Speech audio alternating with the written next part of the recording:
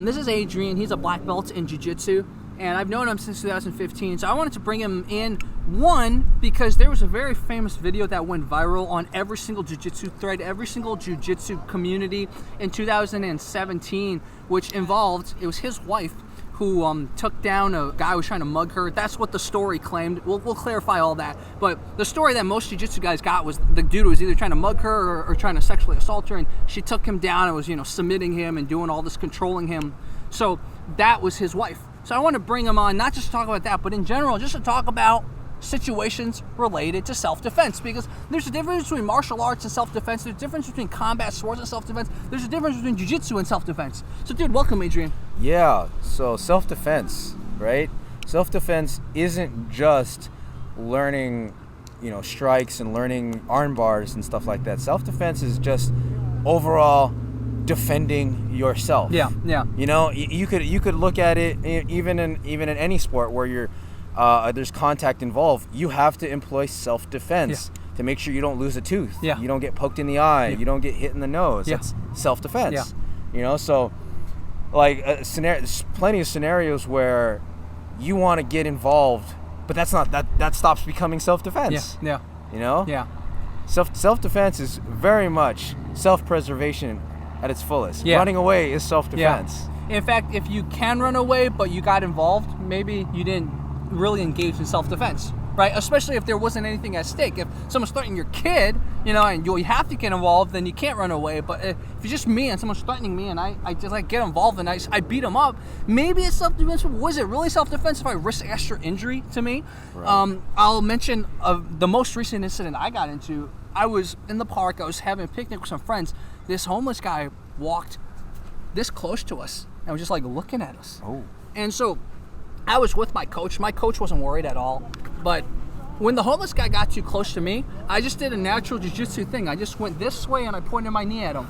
Right? Because I don't want him I don't want him right behind me. His head was literally here. He was standing above me. I don't want his head on me. Yeah. And that got him to talk to me. He's like, what's your problem, man? Yeah, you. I'm like, I don't have any problem. What's going on? He's like, I'm not going to steal you, man. Come on. And so that's a situation that's worth talking about, because all my other peers, including my jiu-jitsu coach / my he's also my kickboxing coach, they just kind of sat there, waited for him to leave. But I was like, I'm not gonna risk him trying to throw a strike at me. So I was the only one. When he got to my back, I'm like, nope, you're not. So right. That's an example of thinking situational awareness, and I think Adrian's very big on situational awareness too. Situational awareness is just like looking at your surroundings, looking at the sketchy guy. Yeah. Going into a restaurant and making sure that when it's time to go, if something goes down, and you could say that this is like paranoia, but this is self-defense. This is self-defense. Yeah. You want to be in optimal positions at all times. You don't want to be the one sitting in the booth where now you have to push someone out to get out of the chair. Yeah. And then now you lost precious seconds, where if you feel like you're the probably the most apt at solving the situation or cooling the situation down, whatever it may be, you want to be in these quick spots. Yeah. So situational awareness. I had one scenario when I was I must have been maybe 17, before, this is way before jiu-jitsu, maybe a year or two before jiu-jitsu. Uh-huh. I'm getting off the metro in North Hollywood, and this dude, a little gangster dude, this little cholo dude was like, what's up, man? Where you from? I'm like, I'm from here. But so, and it's like, I'm using self-defense in that scenario. I'm using my words to defend myself. Yeah. It's like, okay, I'm not gonna shy away from this, what you're asking me. If you want to ask me questions, I'll answer you. So I'm not showing any weakness. And then he's like, you got the time? And I looked at the situation. The guy has a number 2 sharpened pencil, and we all know what that is. They used to have it right here. They used to chill with it. That's his shaker. It's a legal shaker. He's got a pencil, and he's got it in his right hand. Okay, so he's waiting for me to pull out something out of my pocket. I had a cell phone. I just said, I don't have a cell phone. He's like, all right, and we ended up just talking. And then he split one way and I split the other way. So I surveyed the scenario, the situation, and I said, that's going to get me stabbed in the neck. Yeah.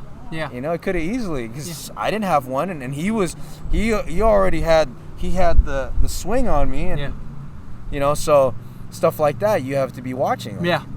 I mean, situational awareness and also verbal communication so important. This is something I'm learning from Adrian. Like sometimes I think as people in society, we almost think if we don't talk to whoever's trying to give us stuff, it's better.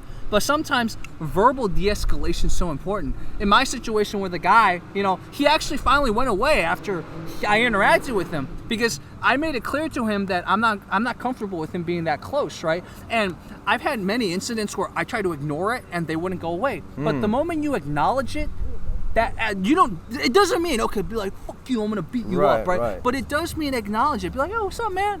You know, just like verbally de-escalate, but also verbally indicate that you see it and you're not comfortable with that, what he's doing. And I think that's what you also indicated. You know, you're like, I'm not backing down, but I'm also not your friend. You know, talking to him. Yeah. Being able to allow the would-be attacker or whatever to feel your understanding. It's like you're transferring that energy of like, yeah, dude, I know what you're trying to do, so you're not gonna get the jump on me. Yeah. Actually, I just had one not too long. This is the reason why I bought a gun.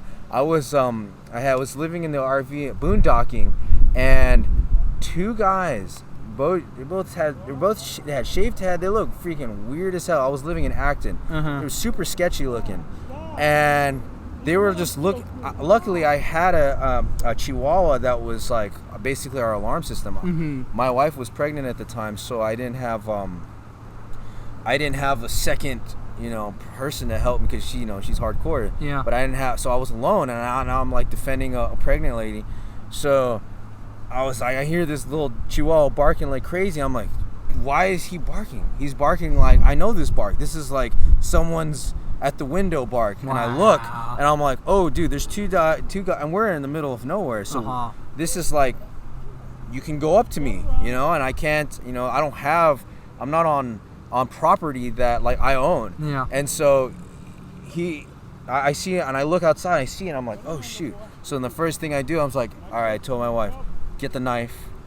I get this knife, and then get the BB gun. So we had a BB gun, you know. So she looks for the BB gun. She starts loading it. It's one shot, and you know, I go out to the front, and I didn't have a shirt on. It was hot, and then I'm like, I just pop the screen door open. I jump outside and I go, "What's up?" And I didn't have a shirt on. I was probably a black belt for maybe like 2 months at the time. So it's like, I'm comfortable with who I am. I know what I'm capable of doing. So I wasn't like scared, but at the same time I was kind of scared, because it's like, it's two guys. Yeah. One guy has to just make sure he picks up and holds my legs and my hips stop moving. Yeah. Right.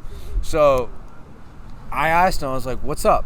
You know, what you guys need?" And the demeanor, the energy I gave out was, I'm ready to die. Are you? Yeah. Are you ready to die?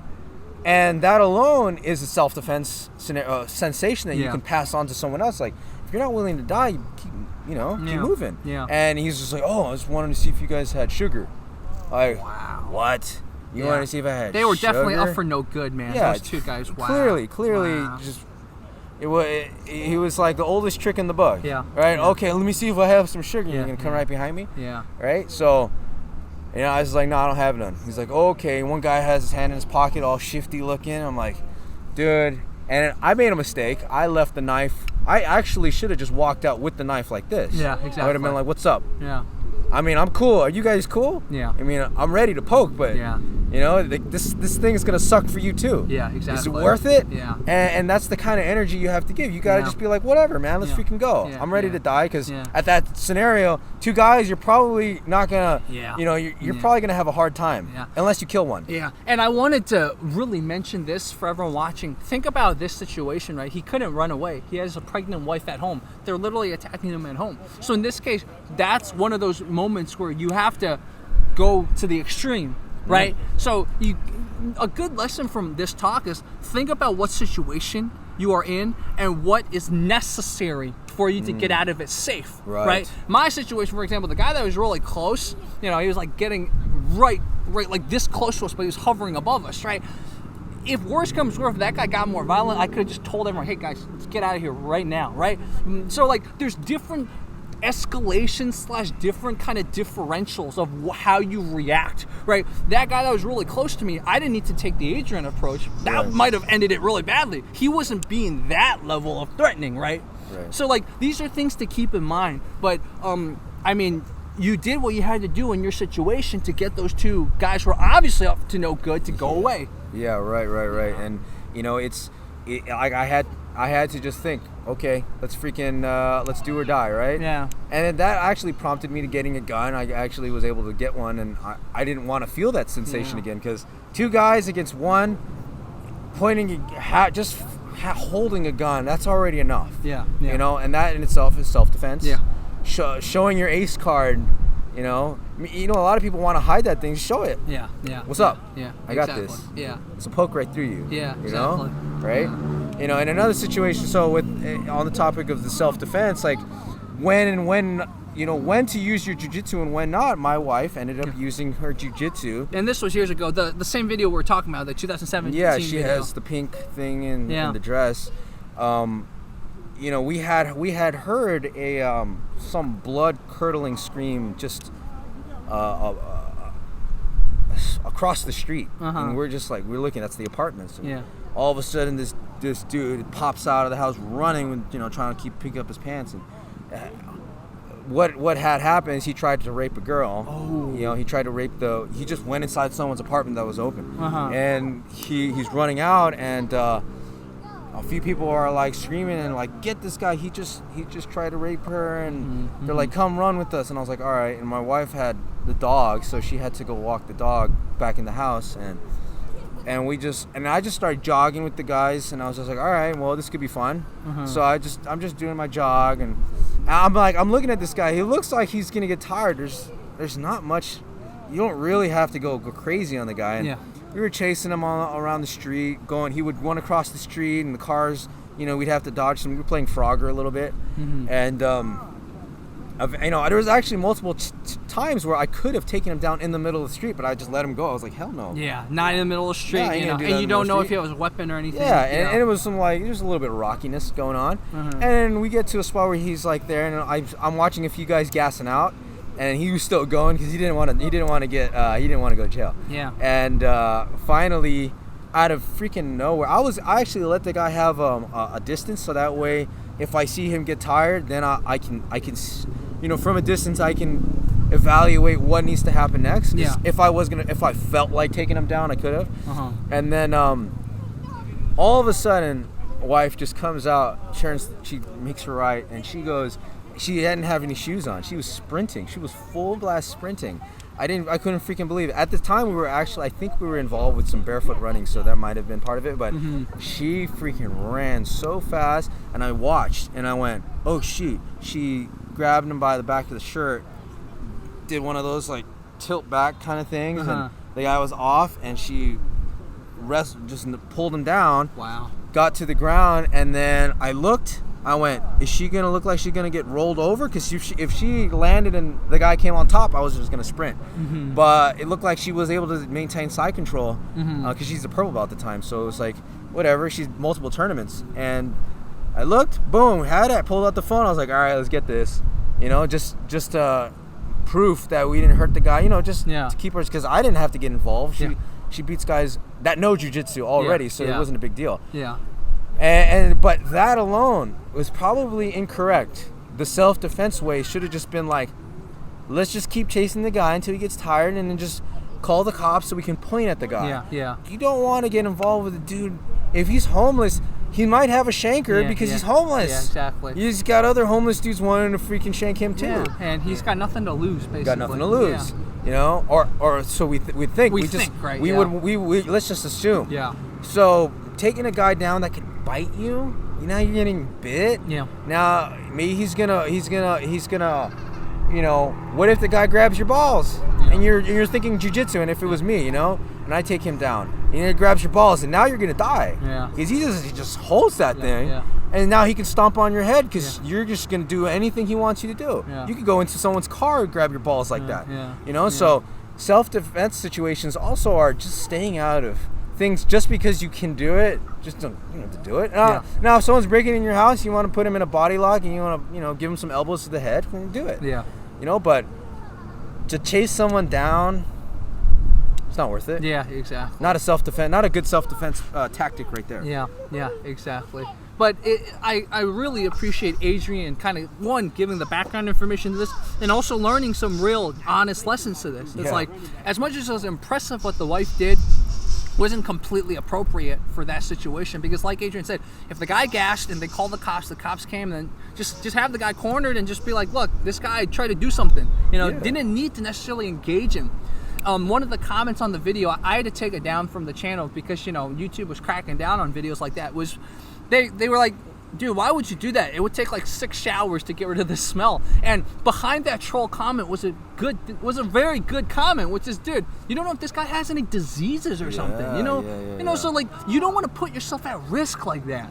Yeah, homeless rabies. Yeah. With a bite like that, and an infection on the skin. Yeah, what if he has a venereal disease? Like, you never know. Oh, yeah. What if he has something on his mouth? So, he doesn't bite you, but you just brush up against something in his mouth or something like and that. you rub it back on you. Yeah. Exactly. It's pretty gross. So, but what I did notice in that video is that a few of you did go in to help her to kind of control extra limbs of his so he didn't flail. Yeah, there was actually a Gracie Baja Burbank white belt there that was he was kind of surveying. He was a big dude too, and he was I think he had helped. I think he had grabbed some legs. I think there was actually, if you remember, for those who remember the video, there was a spot where Stephanie, or my wife, had the kimura, and this is like probably incorrect too, where if you're grabbing a kimura and the guy didn't know what the kimura was and went to grab the arm to control it, and now Stephanie is cranking on a guy about to tear it. Luckily she knew to unravel, but could have broke the guy's arm, and now you've got a lawsuit. Yeah, exactly. Yeah, because then it's like, why'd you break my arm? Yeah, and especially again, you got to think about the legal things. This is such a great point that Adrian's mentioning. See, in that case, is it even self-defense anymore? Because she wasn't the one that was being attacked, right? So now it looks like she's the one attacking him. Yeah. Even though technically you're trying to restrain someone who was like attacking someone, but you're not the one being attacked, so it's not really self-defense anymore, especially if you break the arm. Right. So yeah, these are things to think about. Like, unfortunately, there's certain laws that may or may not, be the right thing, but they do limit what you can do, even in situations that you think you're justified. Right.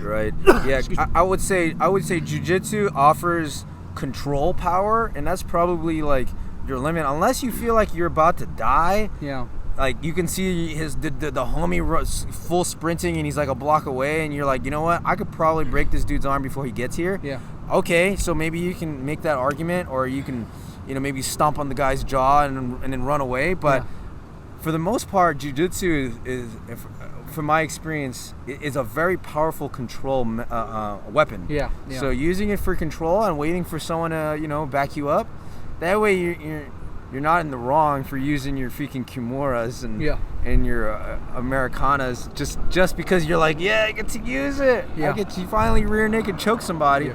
I've had to bust a rear naked choke on a Doberman once. Wow. Because it was chasing after the little Chihuahua, and it got loose, and I was like, okay, so I jumped on its back, and I did the rear naked, and surprisingly, that thing didn't go out. Wow. I was actually quite surprised. It just was crying, but it's like, maybe, I could have just used it as a control mechanism, and if I hurt the dog, I probably couldn't, gotten in trouble. I mean, I don't know. Yeah. I don't know what dog law is, but, there's better ways to use jiu-jitsu. I was kind of like, ooh, I get to use my rear naked on this thing, go full blast. It's interesting because I had a similar incident where, some dogs, they'll just bite you for no reason, right? This dog bit me and wouldn't let go. So, of course, it's one of those first things you learn in jiu-jitsu. If the way the jaw moves, if you try to pull it out, you're going to hurt yourself. But you can go into it. And so, sorry, I was having a lemon earlier, so I'm having a little bit of acid reflux. But I was going into it, and I knew if I kept doing this, the dog's jaw would break. But the dog still wasn't letting go. So at that point, I had a thought. I'm like, okay, he's not really tearing off any skin. He's hurting me, but he's not like really hurting me. He's like not a big dog, right? So maybe I'll just let him until he lets go, or I could break his jaw and then I'm getting a lawsuit. So like, there's things you got to think about. So like, I had a dog And thank goodness the dog eventually let go after I kind of gave it slightly more pressure and he let go. Right. But for a while I was giving it pressure, like steady pressure, and he wasn't letting it go. And so like these are things you got to think about, whether animal attack or self-defense situation, whatever. It sucks that sometimes in life or death, or not life or death, but in situations where you can get hurt, you have to think about legalities. But that's just the world we live in. That's what makes us civilized. Yeah, like a Kimura is a scary one because, like, you could have it's a very good control because Kimura is how you put someone under arrest, right? So you're putting someone under citizen's arrest, or say a self-defense scenario. And you've got so much jiu-jitsu that you start putting the Kimura on because that was the scenario. Yeah. And you're like, yay, I get to freaking do it. And dude, that's gonna be a tough one to argue that you couldn't just stop right at you're under arrest position. Yeah. Because you had two arms now on one, that's not self-defense anymore. Yeah. If you're legit in jiu-jitsu, you already know you just keep it right there. And you're just making the guy say uncle a million times until until the cops come. Yeah. Hey, chill out, homie. Boom. Yeah. I'm gonna keep doing it. Keep doing it. Yeah. So a lot of these jiu-jitsu things are, you want to save these for the life and death. Life or death, man, break something. Yeah. But if it's just because you wanted to use it just for fun, chill out. Yeah. And I think, besides all the other great lessons we've learned in this talk, just really think about it. What is a situation that's life or death? If it's not life or death and you don't have anything you really need to defend, probably running away is the best. Yeah, most guys that you're going to have to use a self-defense scenario on probably aren't really good at cardio. Yeah. That's probably why they've chosen you. Yeah. Or whatever the scenario may be. I mean, running is great. Yeah. And another thing goes to the flip side of the situation. I see so many people, I'm not going to say what kind of characteristics they are, but there are certain people who really shouldn't be starting stuff with people who start stuff with people. And it makes me cringe every time. Someone cuts you in line and you start yelling at them and starting a whole scene. Or, even here in this park where we're filming, one time I saw this, older dude start stuff with a younger lady. What are you doing? Really think about ego control. And that's why I encourage people to train martial arts, not just 1 or 2 weeks, but really train martial arts to the point where you see how much the mountain, how high it can go, because that really humbles you. I'm the last one that would ever start anything with anyone. If anyone started stuff with me, I'd be like, okay, you win, all right, you're better. I just there's no reason to risk anything. But it seems to me a lot of the people who've never trained a day in their lives are the ones always trying to be too assertive or trying to be too alpha. It's quit that, man. You're putting things at risk. Well, I think for the female it's called the Karen, and I think for the male it's called the Ken. The Ken? Right? Yeah. They're just getting involved where they shouldn't. Yeah, it breeds Karens and Kens. Yeah. I had a guy who's never taken a lesson in jiu-jitsu or any martial art, and one time it was at this Christmas, or I think it was Christmas, it might have been July 4th, one of these holiday celebrations in downtown LA, and he sat down at a seat that apparently one guy wanted for his pregnant wife. So the guy started arguing with them, and he's arguing back, and I go there and I'm just wondering, first of all, why are you starting an argument with a guy who has a pregnant wife? What if the guy's unhinged? He might just hurt you. Yeah. And you don't know how to fight. He's always trying to be the assertive guy. It's cut it out for a second. Don't you understand that maybe the guy's just concerned his wife needs to sit down because she's pregnant. She was pregnant, man. Don't you so besides ego, think about empathy.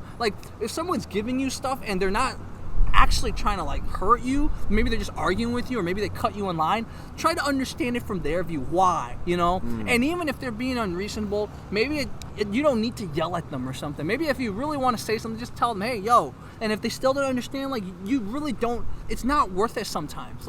That case with my friend, he's just being so dumb. Yes, big part of self-defense is just staying away. Yeah. Stay out of it. Yeah. Stay out of it. You don't gotta prove nothing to nobody. Yeah. You don't gotta get all trigger happy with your jiu-jitsu. Yeah. Or with your words, escalating words, not de-escalating words, but escalating words, Right. Yeah. You don't need that in your life. Yeah.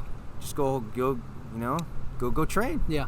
Go train. You don't gotta be a superhero. Yeah. Just because you got superpowers. Yeah. Well, most guys that train usually have that control, but you know, if you don't and you're barely getting into it, you know, this is what it's all about. It's having that superpower and not using it. Yeah. It's having a Lamborghini and not flooring it all the time. Exactly.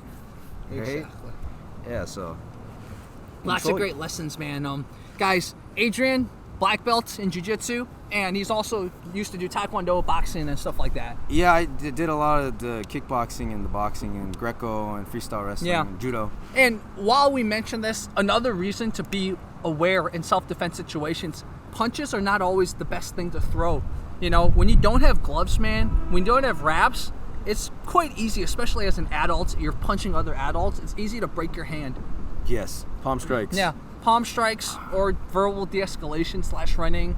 And yeah, just be careful, man. If you plan, you know, do certain wrist exercises to strengthen your wrist and stuff like that. Again, goes back to what Adrian says. It's not being paranoid, okay? You just need to prepare yourself for everything. Doesn't mean every day, every moment you're thinking about it and being scared. It's not that. It's just like you have to be prepared. I would say all of jiu-jitsu is multiple layers of PTSD. Multiple layers of PTSD. Yeah. How many times have you bent your finger? How many times has that freaking arm been bent? How many times has that throat been throttled? You know, that ear been jammed? Yeah. And so then now you start doing this. This is not paranoid. This is safety. This is your PTSD at work. Yeah. Okay, so if you have some PTSD in other scenarios you've had in life, that's keeping you safe. Yeah. There's nothing wrong with, you know, making sure that you're closer to the exit at the restaurant. Yeah. Or making sure you know everything that's around you. Because the few times where I forgot to be self-aware, every time I remind myself that I forget to be self-aware, every time someone sneaks up on me. I'm just being honest. So is it just by chance, or is it just like when you're not aware, you make yourself an easier target, right? So you really think about that, and that's part of ego too. Like, if you want to protect yourself, if you want to be self-aware, don't care if someone calls you paranoid, right? It's your life. Right. So what if someone says you're paranoid? One of my best friends like, Jerry, why are you always like scared? I'm like, I'm not scared. I've had incidents happen to me. That's why I'm more careful. You know, I talked about this story a lot. I don't know if I ever told Adrian this, but I've talked about this like 3 times on my channel before. But 2017, man, right when I lost touch with you, that's one of those incidents happened. I wasn't self-aware. A guy came up to me much like that time in North Hollywood for you. Instead of asking for the time, he asked me if I had a smoke. And I didn't know what was going on until he like cut me off. And that's when I was like, it's time to go. But 5 seconds, if he didn't cut me off, he directly went for a punch, I would have been robbed. He like pushed it because he was, maybe he was scared that I did know something. That's why he was trying to test me a little more. But even if I knew anything, if he just punched me instead of try to cut me off the second time, I would have been on the ground. He would have robbed me. Right. And so after that, I was a lot more self-aware. And some of my friends were like, Jerry, why are you always like, you know, it's like because I almost got robbed that one time. Yeah. So layers and layers of PTSD, like he says. Yeah, one of my PTSDs is actually interesting. I have every time I pull up into a parking lot or to, you know, the park, I always take off my seatbelt right before I even put it in park, because I was parking at Fry's Electronics in Burbank, and some car turned in and nearly, you know, they almost head on, like they were going fast, and I was like, I honked and I flipped them off, and they got really irritated, and I didn't think anything of it. I drove and I went to go look for parking, and little did I know, the son of whoever was driving, it was the mother that was driving, and the son popped out of the car and followed me. Wow. And when I parked, I had my seatbelt on. He opened the door, and he started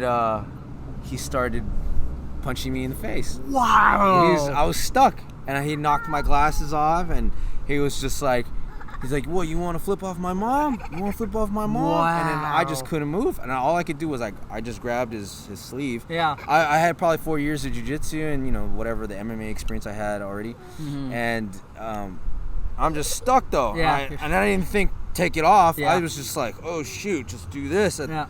And then I was able to put my foot, and Yeah. I can't turn, and I'm trying not to crush my glasses. They were kind of going under me at the time. Yeah. And it was like, damn, why why did I saw all the layers of why I didn't look for it. I didn't check my mirrors. I didn't keep my door locked. Yeah. I didn't take off my belt. Yeah. So all those now are like burning, and probably shouldn't have flipped the person off, but all of those things together are now programmed in me. Yeah. And wow. you can always self-program too. You can just watch people make mistakes. You can watch videos of people how they didn't do it correctly and just go, okay, that guy died that way, or that guy got sucker punched that way. Let's not be in those scenarios, and let's not do those things. Yeah, yeah. Right? Yeah. And when I first had Fight Commentary Breakdowns, that's what made the channel so popular. Was we would look at street situations and like learn lessons from that, learn from other people's mistakes. But unfortunately, we can't do that anymore because of YouTube rules. So all we can do now is just learn from our own mistakes. Yeah. But those of you who saw Sundown TV on my channel, Sundown TE Cody, he talks a lot about car situations because he drills a lot of car situations with people. Because this is an example of a car situation. We never think about it, but people get attacked in their cars a lot. And then you have to think about, what can you do if your seatbelt's on? What if his seatbelt was off, but the guy started coming in? There's limited space to grapple if the guy's in the driver's seat with them, right? Yeah. So you really have to think about car situations because most of us are in our cars a lot of the time, and we're easy targets going in and going out of cars.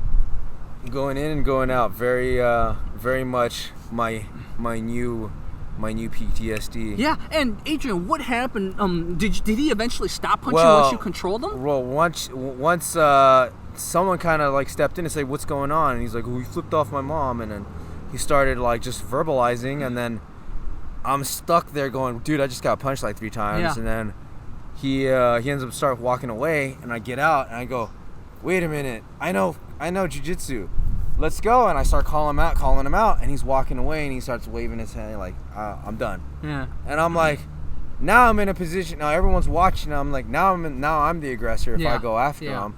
I just went, man, I just want to go to Fry's. So, and then I just let it go. But those are the scenarios that exist. Yeah. You stuck with your seatbelt. Dude could have been shanking me. Yeah, he seriously could have. Could have been shanking me. Yeah, exactly. I could have holes right here and scars. So I think a very good lesson I just learned is that your door should always be locked until you're ready for them to be unlocked. But in case your door's unlocked, always, the moment you stop your car, unbuckle your seatbelt, man. If someone can come in, your seatbelt should be unbuckled. Yeah. Wow, I never even thought about that. Yeah. I seriously never even thought about that. Yeah, wow. It's a big one. Yeah. It's a big one. And I guess, in a way, that shows that seatbelt design's good because it's designed to prevent you from moving too much, right? In a car crash, it saves you. But in this situation, it prevented, in fact, it helped him eat 3 punches. Yeah, I mean, think about when we control the back in jiu-jitsu, we put the seatbelt so we can control him. Yeah.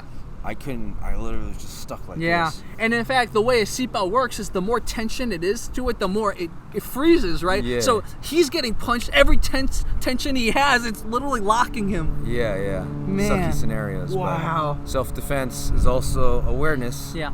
And not asking for it either is also a self-defense. Yeah. And Adrian reflected very well, which is he honestly shouldn't have flicked her off as much as if I were in that situation, I so would have done that too because I literally almost got hit by a car, right?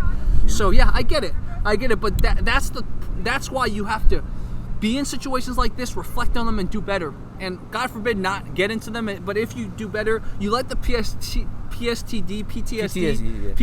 kind of make you do better. Right, yeah, it's your teacher. Yeah, it's your teacher. It's how many times have you stubbed your toe in that one area in your house and you stop stubbing your toe. Yeah, exactly. Right, that's your PTSD. Yeah. Right? And that's why if you guys look at me, I'm basically never on my phone on the street anymore. The only time I'm on my phone is if I purposely want to be on it for some reason. Like I see someone who's going to say hi to me that I don't like. I'm like, okay, I'll pretend I don't see you. But that's the only time I'm going to be on my phone. I've seen so many death videos of people on their phone and just getting whacked. Yeah.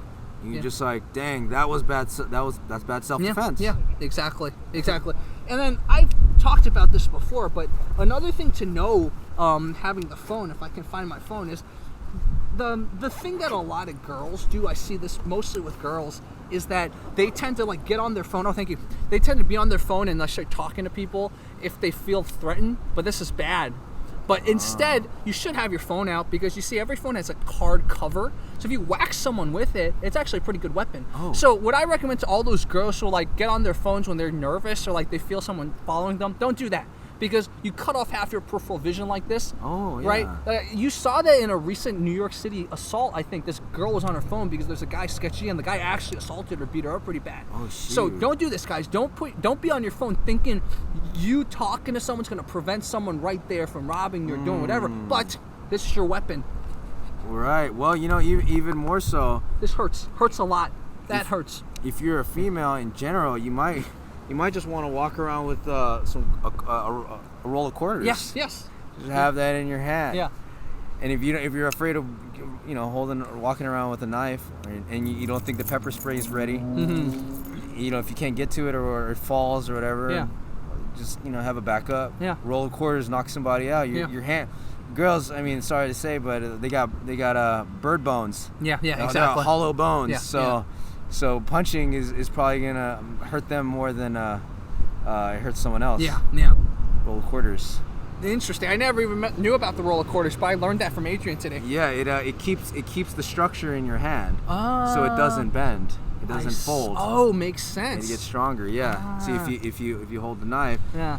That's why when you see a brass knuckle, it's got a fat, juicy part at the bottom, and then the top part is the makes knuckle, sense. the So it keeps the. I never thought about shape. that. It keeps the shape of the hand. Never thought about that. Yeah. So you're hitting someone. Makes sense. Wow. Yeah. There you go. Roll of quarters, guys. Self-defense. And if you don't need to use the roll of quarters for laundry, you can then use it for laundry. I messed up my punchline, but you get it. There you go. Wow. Adrian, man, thank you so much for joining us in this awesome episode. Hell yeah. Okay, this was Fight Commentary Chats.